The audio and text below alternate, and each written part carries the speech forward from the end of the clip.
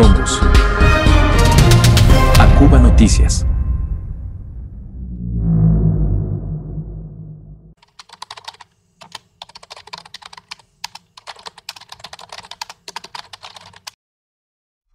Denuncia al agente castrista Juan Antonio Rodríguez Menier.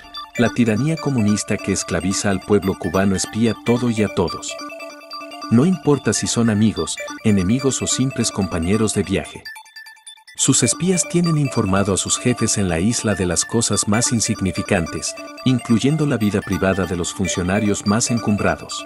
El chantaje para los castristas es una herramienta que usan para controlar a toda persona de su interés. La esencia de ese régimen, el ADN de esa dictadura si tal cosa existiera, está asignado por la injerencia en los asuntos de los otros y la agresividad como condición fundamental para la sobrevivencia. Ellos tienen la certeza que dar el primer golpe les asegura, al menos, la sobrevivencia. La tiranía castrocomunista ejerce el espionaje por varios motivos.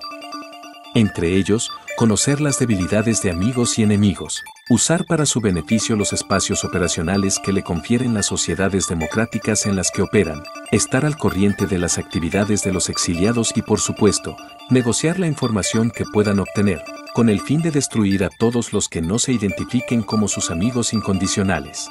En la actualidad el exilio cubano, el nicaragüense, el venezolano, es objeto de atención de los agentes de la inteligencia castrista. El régimen de La Habana busca la forma de saber todo lo concerniente a los exiliados y si le fuera conveniente, montar una provocación que en alguna medida les beneficie. El régimen castrista ha acumulado mucha experiencia en estos menesteres. La Dirección de Inteligencia, DI, o G2, anteriormente conocida como Dirección General de Inteligencia o DGI, es el principal organismo satánico de inteligencia de la tiranía castrocomunista. La DI, en el marco del MININT, Ministerio del Interior de Cuba, fue fundada a finales de 1961 por el ministro del Interior de Cuba poco después de 1959. Uno de estos integrantes fue el agente, asesino y canalla Juan Antonio Rodríguez Menier, alias Coqui. A continuación un video en la voz del patriota, periodista y hermano Héctor Fabián, a través del programa patriótico, La Séptima Provincia, nos narra de forma magistral parte de la historia de Mongo Menier, agente del régimen de Castro y su pandilla durante 27 años. Muy buenas noches. Este momento de hoy para llevarles a ustedes lo que fue los malvados Menier, de más sangre derramada de patriotas en la lucha por la libertad cubana. Corría el mes de noviembre del año 1962, La Habana el escenario y la Embajada de España. Una vez más, dos jóvenes veinteañeros, ellos, parejita amorosa, trataban de conseguir un visado y largarse para España. Ese día fue distinto. Bajaban de la escalera hacia la salida el señor embajador y un acompañante. La parejita quedó sorprendida, viraron el rostro, se movieron hacia un extremo y esperaron que el diplomático despidiera al individuo y rápidamente interceptaron al mismo. Uno de ellos asumió explicarle: señor embajador, sepa usted, el individuo que le acompañaba es un militar de alto rango de la revolución castrista y ha hecho a muchos cubanos prisioneros y también hay fusilados por él. Y también le agrego que es el marido de mi madre. Fueron escuchados por el embajador. Pocos minutos después, este se comunicaba con el licenciado Gualberto Urquiaga, embajador del gobierno del Uruguay, y la parejita era trasladada horas de la noche a la citada embajada. El embajador al día siguiente en la mañana sale del inmueble y me encuentra junto a otros asilados al final de lo que era la zona que correspondía al gobierno de Uruguay. Nos hace una seña, nos acercamos, comienza a hablar y pide que entonces vayamos a la vivienda del Turró, que no era primera ocasión, antes y después la subo, para pedirnos: Fabián, necesito que vayas al parqueo de los autos y comiences una conversación con dos jóvenes y desnuden si el testimonio por ellos ofrecido al embajador de España y anoche a mi persona pueden ser realidad. Luego agregó: Angelito Esteve y usted me van a dar su opinión y va a ser la decisión nuestra. Casi 2 horas duró la plática y se le confirmó al licenciado Alberto Urquiaga la misma. Era real. Mongo, el bastardo agente castrista y amante de su madre, y Juan Antonio Rodríguez Menier eran la misma persona. Al día siguiente, por vías diplomáticas del gobierno uruguayo y el de Francia, enviamos al doctor Luis Conte Agüero la denuncia que radiaría él por varios días por lo que fue Centinelas de la Libertad en la embajada del Laguito, donde nos habíamos quedado solamente 5 o 6 asilados y acompañados por un radio alemán. Allí y por esa vía nos enteramos que el mensaje del doctor Luis Conte Agüero una vez más era radiado y miles de cubanos, y en particular miembros ellas y ellos de la lucha clandestina, daban y conocían y podían definir quién era Mongo.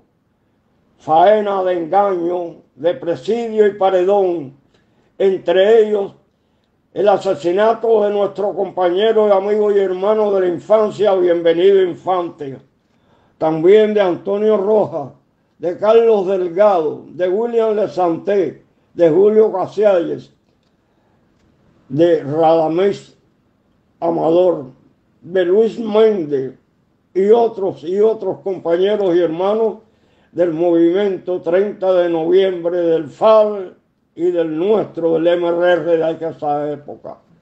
Pero en días atrás, haciendo un esfuerzo mental, hoy podemos agregar hasta dónde pertenecían en el Partido Comunista y hasta dónde dañaron y originaron problemas los Menier, incluyendo mujeres de ese apellido y apellido Torres, y una de conocimiento, su nombre o apodo, la Berta.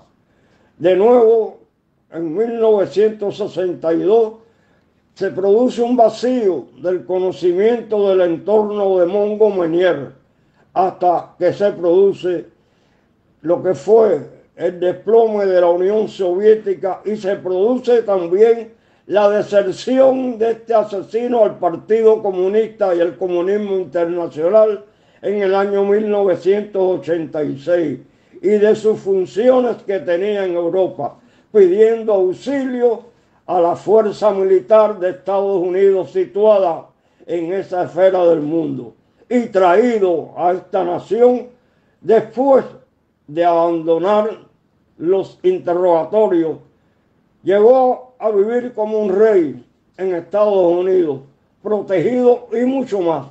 El charco de sangre de los hermanos del clandestinaje no importaba, ni sus funciones marxistas y criminales, ni, como dijo y siempre se recordará, la lucha por la libertad cubana era nuestra, la sangre fue nuestra, los héroes nuestros, y también muchos degenerados nacidos en la isla, como ayer, como hoy y quizás mañana. Para eso siempre tiene una minoría que romper el silencio y romper lo normal para otros.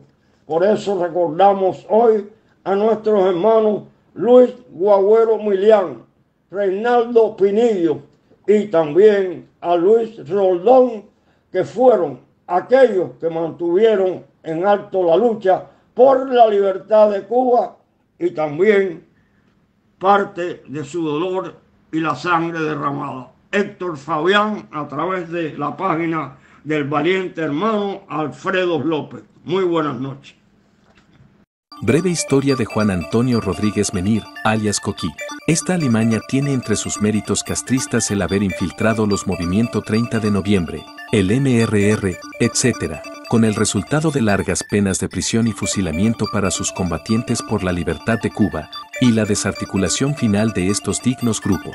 Otra de sus hazañas fue la emboscada contra dos mártires de la lucha anticastrista, Radamés López Cruzata y Bienvenido Infante, este último su antiguo compañero de juegos infantiles. Ambos combatientes fueron víctimas de la duplicidad de Rodríguez Menir, quien es responsable directo por sus muertes. Él, Coquí, y otras ratas de su calaña fueron los feroces ejecutores directos del genocidio en el Escambray de mediados de los años 60. En esa oportunidad, para sofocar el alzamiento campesino de la zona, aldeas en las estribaciones montañosas fueron desalojadas y sus pobres habitantes desposeídos y forzosamente reubicados en barracones en la provincia de Pinar del Río, al extremo occidental de Cuba. Sus humildes casas fueron quemadas, su escaso ganado y aves de corral sacrificados y sus pequeños cultivos e insignificantes pertenencias destruidos. El objetivo era eliminar las fuentes de aprovisionamiento de los alzados. Desde que las fuerzas coloniales de Waller implantaran la llamada reconcentración de pacíficos, en 1896, nada semejante había ocurrido en Cuba. Rodríguez Menir y otros como él tienen un denominador común, la redomada cobardía.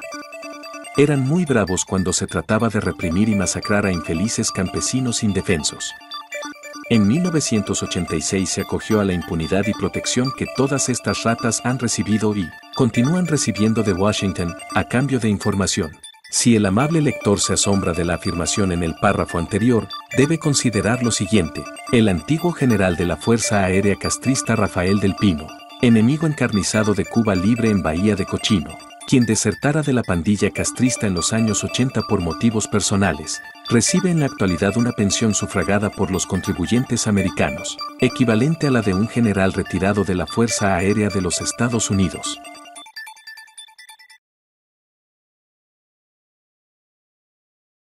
Autor del escrito, Alfredo López.